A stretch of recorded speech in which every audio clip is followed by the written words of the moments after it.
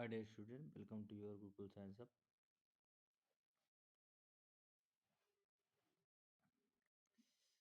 इस वीडियो में हम सब बात करेंगे साधारण नमक के रसायन। ठीक है, जो ये लेसन हमारा है एसिड बेस एंड साल्ट, अम्ल क्षार और लवण। तो इस जो टॉपिक है साधारण लवण से, इस टॉपिक से 5 नंबर के प्रश्न हमारी यूपी बोर्ड परीक्षा में आते हैं।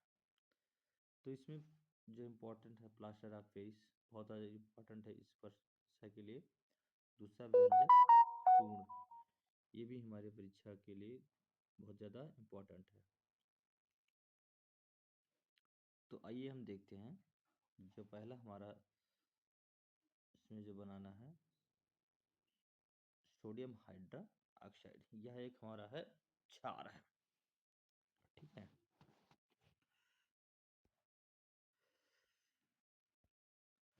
अब सोडियम हाइड्रा ऑक्साइड का जो अणुसूत्र होता है वो Na H होता है, सोडियम हाइड्रा ऑक्साइड। इसकी परमाणु भार की बात करें तो सोडियम का परमाणु भार 23 अणुभार और इसका 16, ऑक्सीजन का हाइड्रोजन का 1, तो जो इसका अणुभार होता है 40 होता है। ठीक है, अब सोडियम को कैसे हम लोग प्राप्त करते हैं। सोडियम क्लोराइड के जलीय विलयन इन लवण से विद्युत धारा प्रवाहित करने पर वियोजित होकर सोडियम हाइड्रोक्साइड उत्पन्न करता है। इस प्रक्रिया को हम क्लोर क्षार प्रक्रिया कहते हैं। ठीक है, जैसे हम कोई विलयन ले लिए, उसमें क्या कहा है, जैसे ये विलयन बनाए, इसमें हमने घोला, ठीक है, इसमें कैथोड लगा दिया और ये विलयन लिया गया है NaCl नमक को इसमें डाला गया है। ठीक है, और इसको हम बैटरी से यहाँ पर इसको क्या करेंगे, जोड़ देंगे, कैथोड और एनोड। तो जो Na प्लस है और ये Cl माइनस आपस में क्या हो जाता है, वियोजित होता है, और जो जल है हमारा H प्लस वो H माइनस आयन में टूट जाता है। ठीक है, तो Na प्लस और OH मिलकर हमारा बना लेगा सोडियम हाइड्रोक्साइड, और कैथोड पर हमारा हाइड्रोजन गैस और एनोड पर हमारा क्लोरीन गैस क्या हो जाता है, जाके इकट्ठा हो जाता है।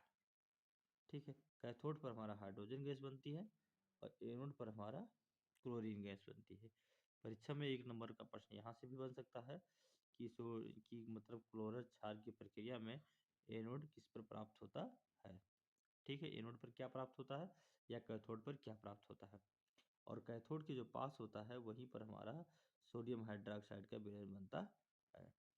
ठीक है, अगले टॉपिक देखते हैं। अब इसका जो हमारा सोडियम हाइड्रोक्साइड है, इसका उपयोग क्या है। तो पहला उपयोग जिसमें जो हाइड्रोजन बनता है उसका उपयोग हम लोग ईंधन मार्गरीन में करते हैं। ठीक है, हाइड्रोजन का ईंधन हम लोग रॉकेट या नोदक में भी प्रयोग करते हैं। क्लोरीन जल की स्वच्छता, ठीक है, यानी क्लोरीन की जो गोली होती है, जल की भारी जल जो होते हैं अशुद्ध जल में स्वच्छ करने के लिए प्रयोग करते हैं। PbC पॉलीविनाइल क्लोराइड को हम लोग ये रेशे बनाने के उपयोग करते हैं। CFC क्लोरोफ्लोरोकार्बन बनाने में करते हैं। और ये Cl जो यहाँ बनता है, इसकी इस्पात की सफाई करते हैं, औषधियाँ बनाने में उपयोग की जाती है। और जो हमारा बनता है सोडियम हाइड्रोक्साइड, धातु से ग्रीस हटाने के लिए, साबुन कागज आदि बनाने के लिए प्रयोग करते हैं। क्योंकि ठीक है, और यही जो हमारा क्लोरीन है सोडियम हाइड्रोक्साइड से क्रिया करता है और बना लेता है विरंजक चूर्ण।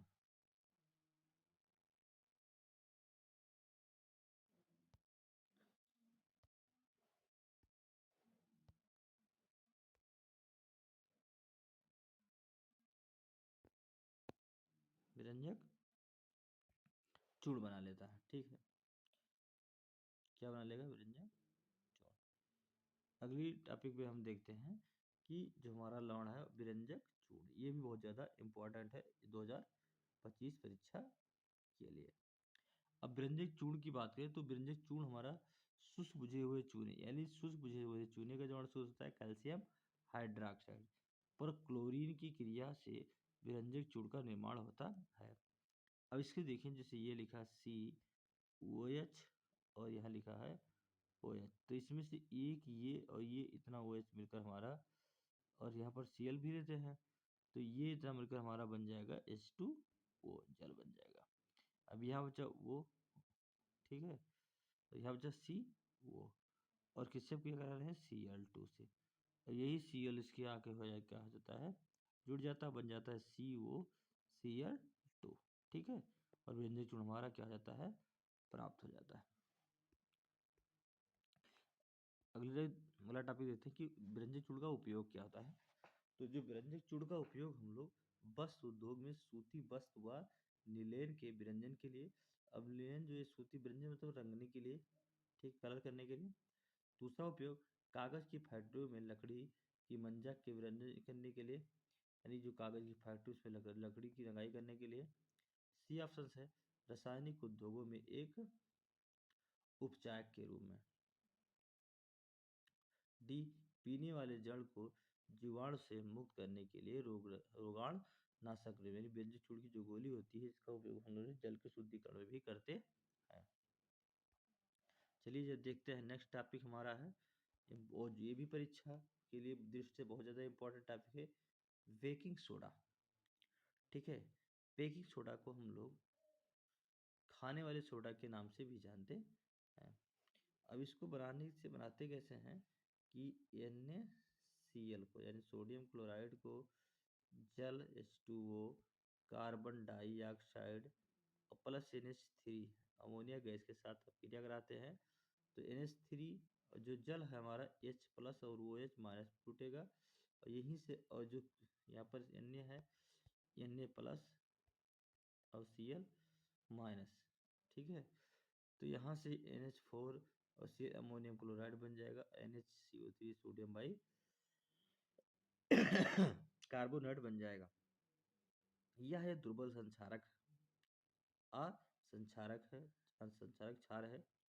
खाना पकाते समय गर्म करने पर इसमें निम्न क्रियाएं होती है, और जब व्यंजक चूर्ण को हम लोग क्या करते हैं, नहीं, जो बेकिंग सोडा को हम लोग गर्म करते हैं तो सोडियम कार्बोनेट और जल और कार्बन डाइऑक्साइड में क्या हो जाता है, बदल जाता है।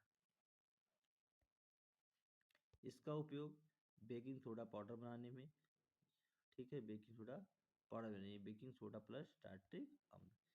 बी इसका उपयोग इस अपक्रिया से उत्पन्न कार्बन डाइऑक्साइड के कारण पावरोटी या केक या खमीर उठता है तथा इससे यह मुलायम होती है, स्पंजी बन जाता है। डी ऑप्शन, यह एक एंटीऑक्सीडेंट का संग्रहण है। डी ऑप्शन, इसका उपयोग सोडा अम्ल अग्निशमक में भी किया जाता है, मतलब इसका हम लोग जो अग्निशमक यंत्र होते हैं उसमें भी हम इसका उपयोग करते हैं। चलिए देखते हैं अगला टॉपिक, धोने वाले सोडे की बात करना है, sodium carbonate into Deka hydrate.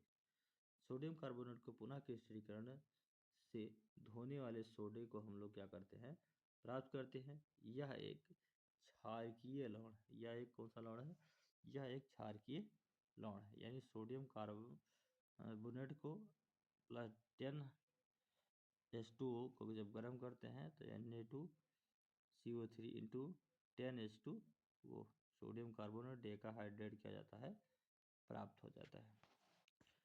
Sodium carbonate decahydrate का उपयोग जो हम लोग करते हैं, इसका पहला उपयोग कांच उद्योग में, साबुन एवं कागज उद्योगों में होता है। सी ऑप्शन से इसका उपयोग बोरस, यानी बोरस को सुहागा भी कहते हैं, सुहागा के उत्पादन में होता है। इसका उपयोग घरों के साफ सफाई के लिए होता है। डी जल की अस्थायी कठोरता को हटाने के लिए इसका प्रयोग हम लोग करते हैं। एट लास्ट जो होता है सबसे इम्पोर्टेंट हमारा है प्लास्टर ऑफ पेरिस, ठीक है, इसको जो नाम लोग पढ़ते हैं कैल्शियम सल्फेट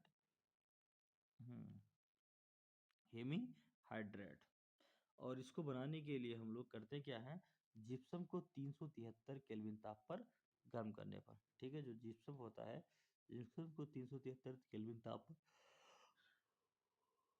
गर्म करने पर यह जल के अणुओं को त्याग कर, यह जड़ी के अणुओं को त्याग कर कैल्शियम सल्फेट हेमीहाइड्रेट या अर्धहाइड्रेट पीओपी बनाता है, जिसको हम लोग प्रयोग होता है मूर्ति बनाने में उपयोग करते हैं, खिलौने बनाने करने देते हैं, घरों की सजावट में उपयोग करते हैं। यह जिसका आकार होता है सफ़ेद चूर्ण है, जो जल मिलाने पर पुनः जिप्सम बनकर ठोस अवस्था में क्या हो जाता है, जम जाता है। यानी calcium sulphate hemihydrate plus H2O को जब क्रिया कराए तो CaH4 एंड इनटू 2H2O, यानी कैल्शियम सल्फेट सल्फेट डाइहाइड्रेट में क्या हो जाता है, बदल जाता है। ठीक है, देखते हैं प्लास्टर ऑफ पेरिस का उपयोग। तो प्लास्टर ऑफ पेरिस का उपयोग हम लोग डॉक्टर टूटी हुई हड्डियों को सही करने की जगह पर रखने के लिए करते हैं। सी इसका उपयोग खिलौना बनाने में। डी सजावट का सामान बनाने के लिए उपयोग किया जाता है। सी इसका उपयोग सतह चिकना बनाने के लिए किया जाता है। उसके बाद देखते हैं जल का क्रिस्टलन लवण। अब जल का क्रिस्टलन क्या कि किसी भी ऐसे लवण में जिनमें जल के अणु को क्या कर दिया जाए, ऐड कर दिया जाता है, उसी को हम लोग क्या कहते हैं, क्रिस्टलन या जल क्रिस्टलन का जल कहते हैं। ठीक है, लवण की इकाई सूत्र में जल के निश्चित अणुओं की संख्या को क्रिस्टलन जल कहते हैं। उदाहरण कॉपर सल्फेट पेंटाहाइड्रेट की क्रिस्टलन के 5 अणु जल जुड़ा है। सोडियम सल्फर कार्बोनेट डेकाहाइड्रेट 10 अणु। ठीक है, calcium sulphate into dihydrate में